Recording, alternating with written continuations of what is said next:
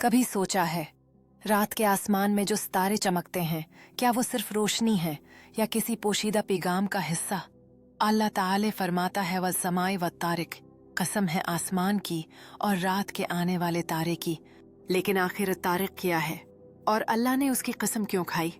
सूरत तारिक कुरान की वो सूरत है जो इंसान को झंझोड़ देती है, याद दिलाती है कि तुम अकेले नहीं हो, अल्लाह तुम्हें देख रहा है और हर अमल का हिसाब लिया जाएगा। अतारिक का मतलब है रात का आने वाला तारा। अल्लाह फरमाता है इन कुल्लु नफ्सिन लम्मा अलैहा हाफिजुन, हर जान पर एक निगरान मुकर्रर है, यानी हमारा हर अमल, हर लफ्ज, हत्ती की हर सोच भी लिखी जा रही है। सूरत अतारिक हमें ये एहसास दिलाती है कि क़यामत कोई कहानी नहीं बल्कि एक यकीनी हकीकत है जो हर हाल में आकर रही। हुज़ूर ने फरमाया जो शख्स सूरत तारिक पढ़ता है अल्लाह ताला उसे आसमान के खतरात से महफूज रखता है।